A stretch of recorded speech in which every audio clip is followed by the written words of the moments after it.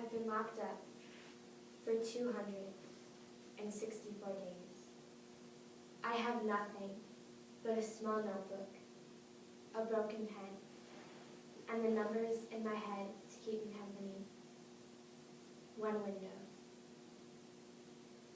4 walls, 144 square feet of space, 26 letters in the alphabet I haven't spoken in 264 days of isolation.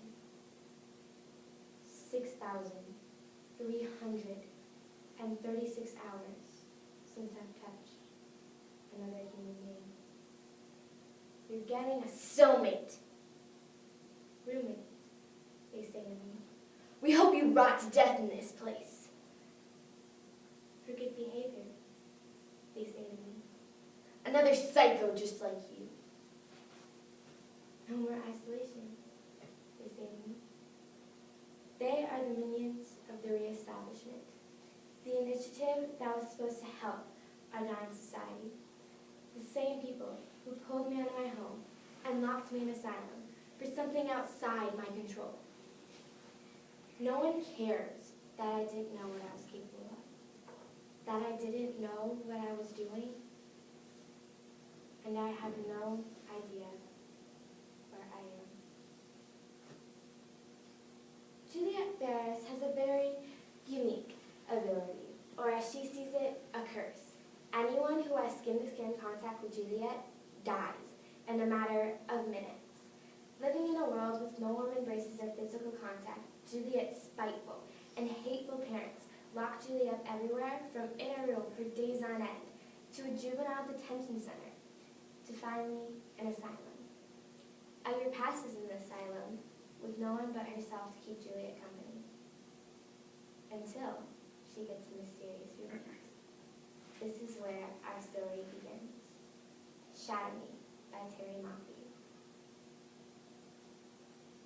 A boy? They've locked me up with a boy? They're trying to kill me. It smells like rain in the morning. The room is heavy with the scent of upturned soil, making it dank and earthly. I take a deep breath and tiptoe to the window, only to press my nose against the cool surface. Feel my breath fog up the glass. Close my eyes to the soft pitter-patter rushing through the wind. Raindrops are my only reminder that clouds have a heartbeat, that I have one too. I've always wondered about raindrops. I wonder about how they're always falling down, tripping over their own feet, breaking their legs, and forgetting their parachutes as they tumble right out of the sky to an uncertain end. It's like someone is emptying their pockets over the earth and doesn't seem to care where the contents fall, doesn't seem to care that the raindrops burst when they hit the ground, that they shatter when they fall to the floor, that people curse the days the drops dare tap on their doors. I am a raindrop. My parents emptied their pockets of me and left me to evaporate on concrete slab. A sudden rustle means my cellmate is awake.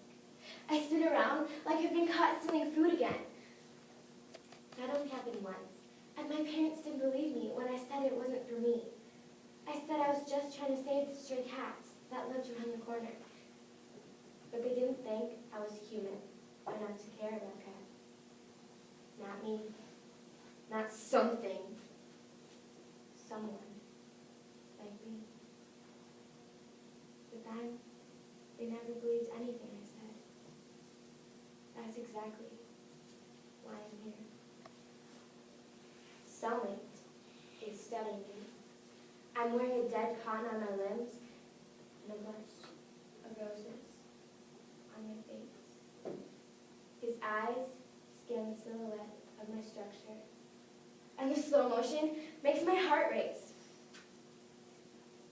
I catch the rose petals as they fall from my cheeks, as they float around and fill my body, as they cover me in something that feels like absence of clue. Stop looking at me is what I want to say. Stop touching me with your eyes and keep your hands to your sides. And please and please and please. What's your name? The tilt of his head cracks gravity in half. I'm suspended in the moment. I blink and bottle my breath. Why are you here? I'm sitting on the ground where it smells like ice and metal and dirt. Cellmate sits across from me, his boots a little too shiny for this place. You're afraid of me. His voice has no shape.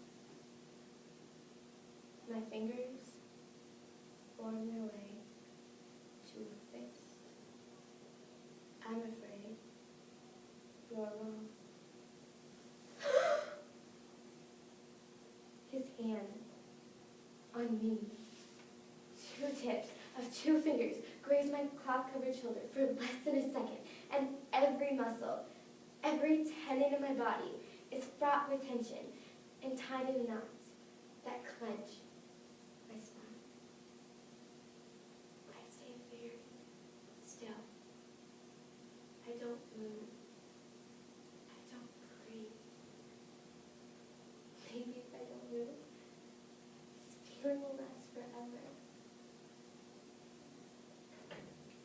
No one has touched me in 264 days.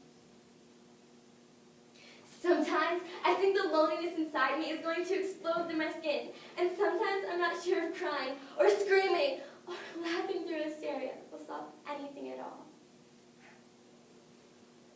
Sometimes I'm so desperate to touch, to be touched, to feel, that I'm almost certain I'm going to fall off a cliff in an alternate universe where no one will ever be able to find me. It doesn't seem impossible. I've been screaming for years, and no one has ever heard me. No one's ever been close enough. I suck in my breath and wait for him to walk away like everyone else in my life. My eyes are focused on the window and the promise of what could be. Promise something greater, something grander. Some reason of this madness building in my bones. Some explanation for my inability to do anything without ruining everything. If you can touch me. Please touch me is what I want to say. But things happen when people touch me. Strange things. Bad things. Dead things.